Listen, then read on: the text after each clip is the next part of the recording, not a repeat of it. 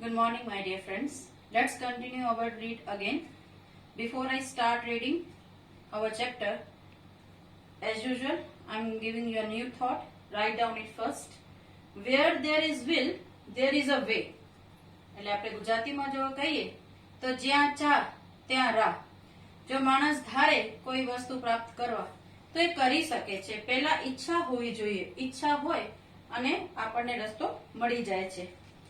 આપણે જોયું કે વોલ્ટ જે છે એ ડિઝનીલેન્ડનો એક ખ્વાબ જોવે છે અને એની પાછળ પોતાના પૈસા ઇન્વેસ્ટ કરે છે અને એને અનહદ સક્સેસ મળે છે. Unlimited success he got. Let's read from our chapter. The overwhelming success of Walt's crazy idea. Overwhelming success એટલે અઢળક જે એને સફળતા મળે છે, અનહદ જે એને સક્સેસ મળે છે, જેની આપણે કલ્પના બી ન કરી શકીએ. એ બી શેની? Of Walt's crazy idea. Crazy એટલે જે ગાંડા જેવાનું એક આઈડિયા હતું. શું કામ એને ક્રેઝી કહે છે? કારણ કે એક એવા અમ્યુઝમેન્ટ પાર્કની કલ્પના કરી રહ્યો હતો જે બીજા લોકો જો વિચારે છે કે આ ક્રેઝી બાબત છે, એની પાછળ આટલો ખર્ચો કરવો. Triggered A dramatic about face in the Disney Fortune. પણ એ જે આઈડિયા છે એને શરૂઆત કરી. એક ડિઝનીના ફોર્ચ્યુનમાં એક સડન ચેન્જ એ લઈ આવે છે. ડ્રામેટિક ચેન્જ આવે છે ડિઝનીના ફોર્ચ્યુનમાં. એટલે ડિઝની બ્રધર્સ જે છે એ લોકો જે કામ કરી રહ્યા છે, ડિઝનીલેન્ડના સક્સેસથી એ લોકોના નસીબ એકદમ ઉગડે છે. એકદમ એમાં સફળતા એ લોકોને પ્રાપ્ત થાય છે અને એનું નસીબ એકદમ આગળ વધે છે. Yet success never change volt. છતાંય આટલું બધું સક્સેસ એને મળે છે. પુષ્કળ એને પહેલા જ વાત કરી. ઓવરવેમિંગ. ઓવરવેમિંગ એટલે જેને આપણે આંકી ન શકાય. ઓવરપાવરિંગ, અનહદ. છતાંય એટલી સફળતા પ્રાપ્ત હોવા છતાં વોલ્ટ જે છે એનામાં સેજ પણ ચેન્જ આવતું નથી. વિદ્યાર્થી મિત્રો, કદાચ તમે એ સાંભળ્યું હશે, simple living and high thinking. Walt Disney પણ એમ જ એ માને છે. He remain the simplest of man. એકદમ સાદો એ માણસ છે. Simple, simpler, simplest. ટૂંકમાં સાદગીનો એક ઉદાહરણ છે એ પોતે. He hated parties. એને પાર્ટીઝ ઉજવણી કરવી, પાર્ટીઓ દેવી એ ગમતી નહોતી. And his idea of a night out was a burger and chili at some little restaurant. પણ જો ક્યારેક બહાર ફરવા જતા હોય, અહીંયા નાઇટ આઉટ એટલે રાતે બહાર જઈને ફરવું, એ કઈ બહાર જો એ જતો હોય ક્યારેક, તો એનો એ આઈડિયા શું હોય છે? Means if you want to celebrate anything, એ શું કરે છે? એક નાનકડા રેસ્ટોરન્ટમાં જઈને chilli and burger he use to eat it. એને ખાય છે અને થઈ ગઈ પાર્ટી. ટૂંકમાં સાદી સીધી રીતે એ પોતાની ઉજવણીઓ કરે છે. His only extravagance was a miniature railroad that ran around the grounds of his home. એને પોતાના જીવનમાં જે એક જ ફિજૂલ ખર્ચી કરી છે. એક્સ્ટ્રાવેગન્સ એટલે આપણે જે એક્સપેન્ડિચર કરીએ છીએ નકામું, જેને આપણે કહી શકાય, અથવા તો જેની જરૂર ના હોય, ફિજૂલ ખર્ચી. તો એને શું કર્યું છે? His only extravagance was a miniature road. એક નાનકડી રેલ રોડ. તમે રેલના પાટા જોયા હશે. એ રેલ રોડ એને પોતાના ઘરના ફરતે બનાવી છે. ટૂંકમાં એને રેલ પ્રતિ પહેલાથી જ મોહ છે. આપણે આગળ વાંચી ચૂક્યા છીએ કે પોતાના કાકાના ત્યાં જ્યારે હોય છે ત્યારે એના ત્યાં રેલની સીટી વગાડીને બહુ એ સાંભળીને બહુ મજા પડતી. તો એકમાત્ર જે એને પોતાના જીવનમાં ખર્ચો કર્યો હોય અને એને આપણે ફિઝૂલ ખર્ચી કહી શકીએ તો એ છે પોતાના ઘરના આજુબાજુ એક રેલ રોડ એને બનાવી. What do you do with all your money? A friend once asked him. હવે એક વખત એના જે મિત્ર છે એમાંથી એક મિત્રને આવીને પૂછે છે કે ભાઈ, તને ડિઝનીલેન્ડમાં કેટલો સક્સેસ મળ્યો છે અને ખૂબ જ પૈસા છે તારી આગળ અત્યારે, તો તું એ પૈસા શું કરે છે? પૈસાનું What do you do with all your money? જે પૈસા તારી પાસે અત્યારે છે એની સાથે તો શું કરે છે અથવા તો ક્યાં ઇન્વેસ્ટ કરે છે? Pointing at the studio. હવે પોતાના જે એને ડિઝનીલેન્ડમાં સ્ટુડિયો બનાવ્યો છે એ તરફ એ આંગળી દોરે છે અથવા તો આંગળી નિર્દેશ કરતા કહે છે. Walt said. વોલ્ટ કહે છે, I fertilize that field with it. બહુ સમજવા જેવું છે. I fertilise that field with it. એ પોતાનો જે ડિઝનીલેન્ડ છે એને પોતાની ફિલ્ડ કહે છે અને કહે છે કે હું જેમ લોકો ખેતરમાં ફર્ટિલાઇઝર નાખીને પોતાની ઉપજ મેળવે છે એવી જ રીતે હું મારી જે ફિલ્ડ છે એ ફિલ્ડ કઈ એનો સ્ટુડિયો, જ્યાં નવી નવી કાર્ટૂન સિરીઝ, નવી નવી પિક્ચર્સ, નવી નવી એનિમેશનની એ વર્લ્ડમાં કામ કરી રહ્યો છે એ કે ત્યાં જ હું એ પૈસા ઇન્વેસ્ટ કરું છું અથવા તો ફર્ટિલાઇઝ કરું છું. અહીંયા ફર્ટિલાઇઝર કરવું એટલે અહીંયા ઇન્વેસ્ટ કરવાનું છે, પણ એને ખાલી વાતનો સંદર્ભ જોડતા એમ કીધું છે I fertilise that field with it. અહીંયા ફિલ્ડ કઈ તો એનો સ્ટુડિયો. ફર્ટિલાઇઝ કરવું એટલે ટૂંકમાં ખાતર નાખવી, પણ અહીંયા ઇન્વેસ્ટ કરવું છે. And it is true that Walt ploughed money back into the company. અને એ ખરેખર સાચી જ વાત હતી કે એ પોતાના જે પૈસા એને કમાવેલા હતા એને એ ન્યા જ ઇન્વેસ્ટ કરે છે. પ્લોડ બેક મની, એ પૈસાને એ જ સ્ટુડિયોમાં એ પોતે ઇન્વેસ્ટ કરે છે આ પોતાની કંપનીમાં. Almost as fast as it કેમ ઇન. જેવા પૈસા આવે કે તરત જ એ પૈસાને એ જ કંપનીમાં જે પોતે એને સ્ટુડિયો ઉભો કર્યો છે, પોતે જે કાર્ટૂન સિરીઝ કે ફિલ્મ બનાવી રહ્યો છે એમાં જે પાછું એને ઇન્વેસ્ટ કરે છે. Now students, we are going to understand the words which were come in these two paragraphs. The first word was overwhelming, એટલે overpowering, એટલે અનહદ, અઢળક. Then comes triggered. Triggered એટલે to begin, કંઈક નવું કરવું. Crazy એટલે mentally disturbed. આપણે crazy કોને કહીએ છીએ? જેને દિમાગ અસ્તવ્યસ્ત હોય. About face means sudden change. એ કહે છે એકદમ નવું એક ચેન્જ આવે છે. કોનામાં? ફોર્ચ્યુનમાં. કોના ફોર્ચ્યુનમાં? તો ડિઝનીના. એક્સ્ટ્રાવેગન્સ. એક્સ્ટ્રાવેગન્સ એટલે એક્સપેન્ડિચર ઓન લક્ઝરી. કોઈ ફિઝૂલ ખર્ચી આપણે જે કરવી હોય તે. Then comes miniature. Miniature એટલે મિની સાઇઝ. મિની સાઇઝ એટલે સ્મોલ એન્ડ સાઇઝ, નાનકડું સાઇઝ. ફર્ટિલાઇઝ એટલે પ્રોવાઇડ વિથ ફર્ટિલાઇઝર, ખાતર પૂરી પાડવી. પ્લોડ મની એટલે ઇન્વેસ્ટ મની. અહીંયા પ્લોડ મની એટલે જે ખેડૂત ખેડે છે પોતાના ખેતરને એ રીતે એ પ્લોડ મની એટલે અહીંયા ઇન્વેસ્ટ કરે છે પોતાના એ ફિલ્ડમાં. અહીંયા એની ફિલ્ડ મેં તમને શું બતાવી? એ પોતાના જે સ્ટુડિયો છે જેમાં એ કામ કરી રહ્યો છે એ જ એની ફિલ્ડ છે અને એ જે પૈસા એની પાસે આવે છે અને પાછું એમાં એ મૂકી દે છે. Being solvent for the first time since he started in his business gave Walt a chance to develop other ideas. Being solvent for the first time એટલે પહેલી વખત એ કંઈક સદ્ધર થયો છે, પૈસાદાર થયો છે. હવે પોતાના જેટલા એ પૈસા એટલા કમાવી શકે છે કે પોતાની જે જગ્યા છે ઇન્વેસ્ટ કરી શકે છે અથવા તો પોતે કોઈ પાસેથી પૈસા લીધા હોય તો એને પાછો આપી શકે છે. તો એને સોલ્વન્ટ કહેવાય. એટલે આમ ટૂંકમાં આપણે કહીએ તો ધનાઢ્ય, સમૃદ્ધ માણસ. Being solvent for the first time since he started in business.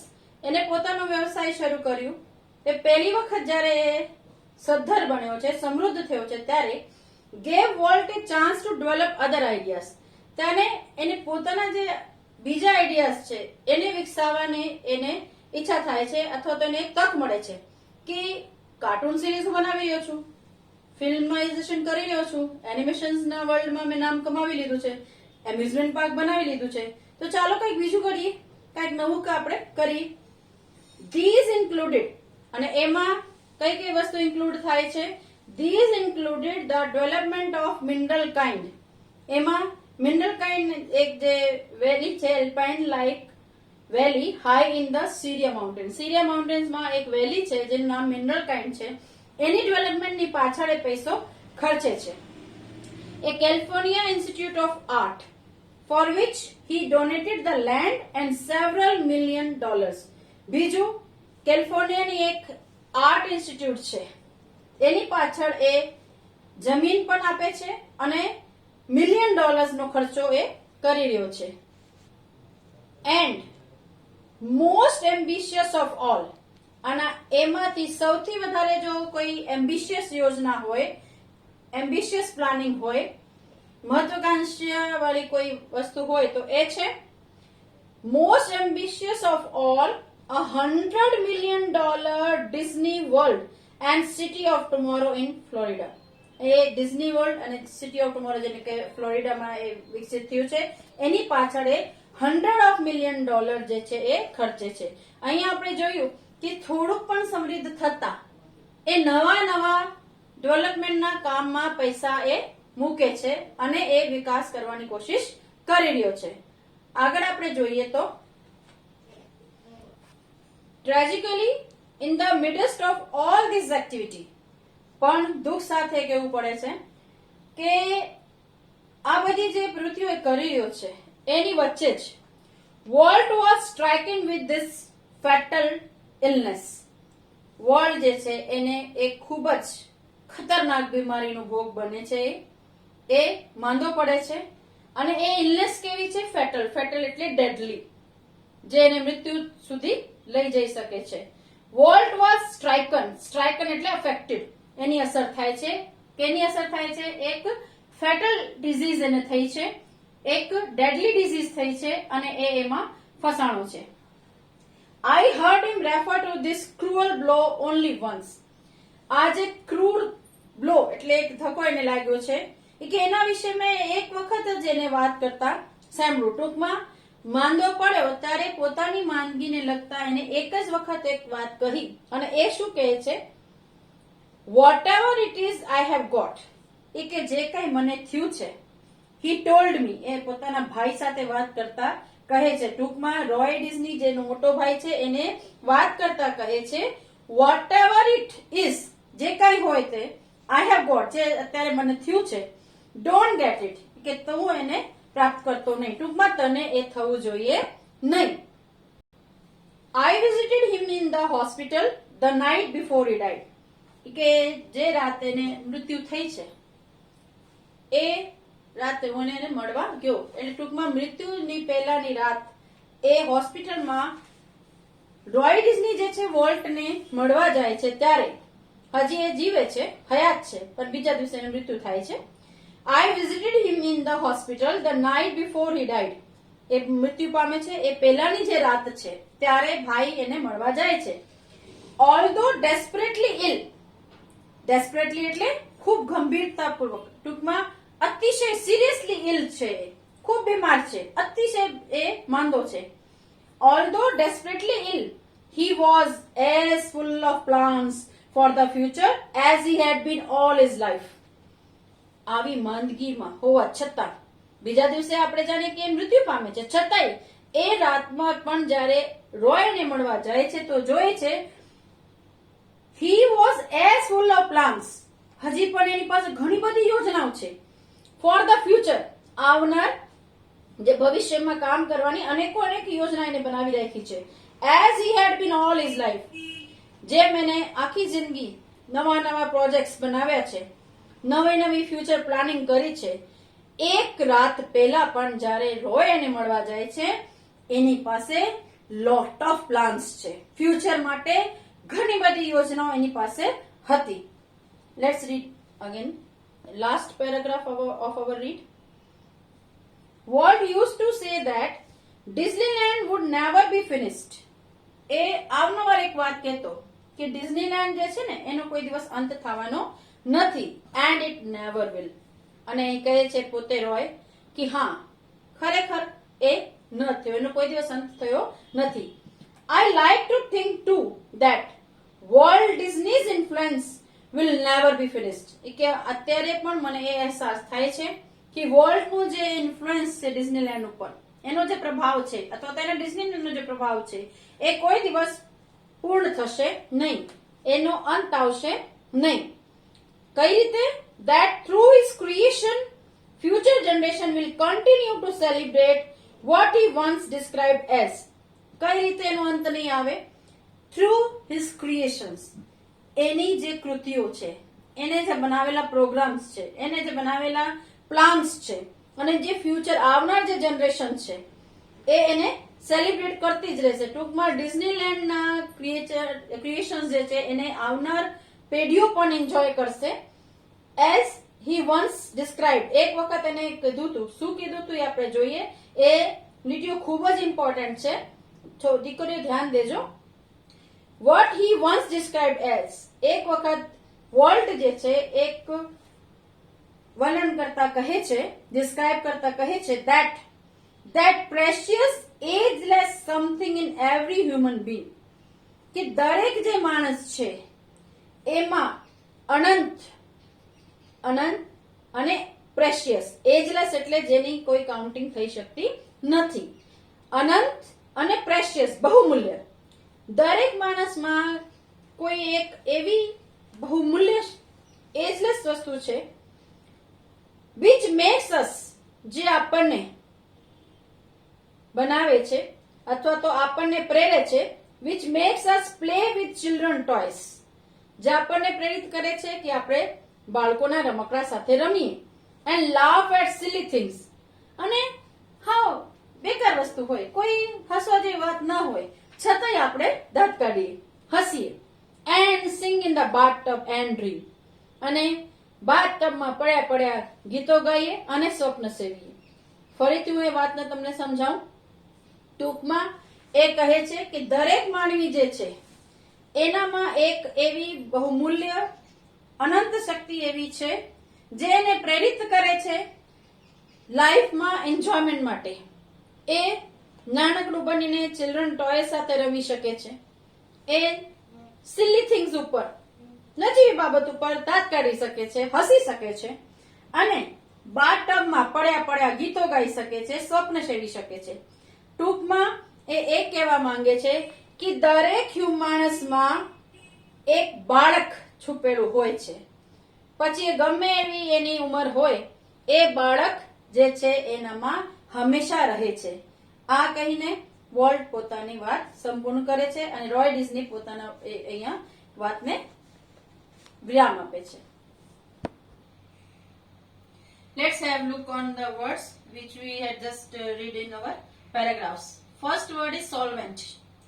Capable to pay his debts or rich enough. એ કહે છે being solvent. વર્લ્ડ જ્યારે ખૂબ જ સમૃદ્ધ થાય છે ત્યારે એ હવે એની પાસે એટલા પૈસા છે કે પોતાના જે ઉધારણ લીધા હોય એ આપી શકે છે અને બીજી જગ્યાએ ઇન્વેસ્ટ કરી શકે છે. Then comes stricken, affected. એ જ્યારે માંદો પડે છે એટલે એના ઉપર બીમારીની અસર થાય છે. સ્ટ્રાઇકન એટલે અફેક્ટેડ. ફેટલ, ફેટલ એટલે ડેડલી, ડેડલી એટલે જેનાથી માણસની મૃત્યુ થઈ જાય. એ ફેટલ ડિઝીઝ, ફેટલ ઇલનેસમાં એ પોતે ફસાઈ ગયો છે એવી અસર એના પર થાય છે. ફેટલ એટલે ડેડલી, જેનાથી માણસ મૃત્યુ પામે છે.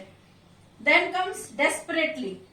Desperately એટલે seriously, ગંભીરતાપૂર્વક. Then comes precious. Precious એટલે valuable, જેની ખૂબ જ કિંમત હોય છે, જેની આપણે કિંમત આંકી ન શકીએ, અમૂલ્ય હોય છે. Then comes ageless. Ageless means has no end, જેનું કોઈ અંત ના હોય, અનંત. So I had just shown you the words. Now let's have a glance on the whole chapter. આપણે એક વખત આખા ચેપ્ટરની યાદ આપણે તાજા કરીએ.